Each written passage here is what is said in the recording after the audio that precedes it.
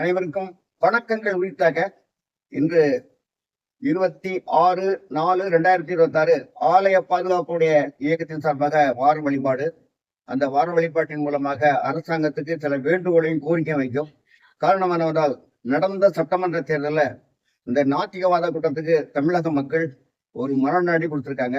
திருப்பரங்குன்றம் முருகன் மலையிலிருந்து ஏறக்குறைய 44,000 கோயில் வைத்திருக்க அறநிலைத்துறை கோயிலுக்கு ஆதரவாக செயல்பட அந்த தமிழக மக்கள் புரிந்து கொண்டு இந்த நாத்திகவாத கூட்டத்துக்கு ஒரு மரணடியில் சவுக்கடியில் கொடுத்திருக்காங்க. ஆனால் தமிழக மக்கள் கிடைத்த வெற்றியாக கருதுறோம். ரெண்டாவது, வருகிற 28ஆம் தேதி மீனாட்சி திருக்கல்யாணம். அந்த மீனாட்சி திருக்கல்யாணம் சமயத்துல குண்டு ஓதத்துக்கு சாப்பாடு போடணும். அந்த சுக்கநாதரே சாப்பாடு போட்டது அந்த அன்றுதான் வைகை நதி வந்த நாள். வைகை நதி வந்து குண்டு ஓதத்துக்கு சாப்பாடு போட்டு முடிஞ்ச உடனே தண்ணி கேட்க தண்ணி கொடுத்தது. அப்போ இந்த 4 விழாக்கள் நடத்தணும். மீனாட்சி திருக்கல்யாணம், வெள்ளியம்பல காட்சி, குண்டவருக்கு சாப்பாடு போட்டது, வைகை நதி வந்தது. இந்த கோயில் நிர்வாகம் 4ஐயும் மூடி மறைக்காங்க. மீனாட்சி திருக்கல்யாணம் மட்டும் முடிச்சிடுறாங்க. அண்ணன் கோயில் தெருன்னு சொல்லி கோயில் கோபுரத்துக்கு பின்னாடி இருக்கு, மேற்கு கோபுரம் பக்கத்துல பிர்லா மந்தின்னு சொல்லி அந்த இடம் தான் அண்ணன் சுக்கநாதர் சாப்பாடு போட்ட இடத்துல சாப்பாடு போடணும். 1 லட்சம் பேருக்கு சாப்பாடு போடணும்.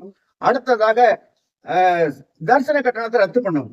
அங்க மீனாட்சி திருக்கல்யாணத்துக்கு எப்பவும் கட்டணம் வாங்கப்படாது. இவங்க 2 கட்டணம் வாங்குறாங்க. மொய் பணம் ஒண்ணு வாங்குறாங்க, கட்டணம் ஒண்ணு வாங்குறாங்க. 500 ரூபாய் சொல்றாங்க, 200 ரூபாய் சொல்றாங்க.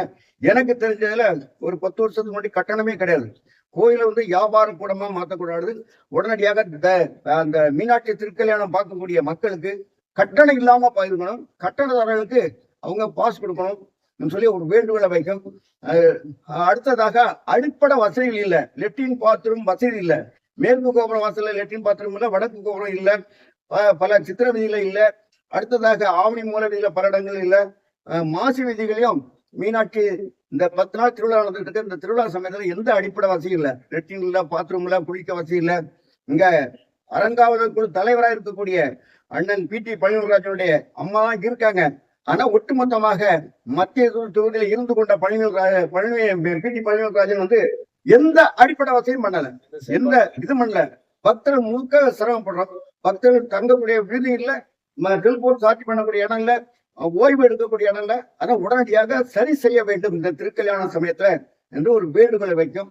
அனைவருக்கும் வணக்கங்கள் உரித்தாக.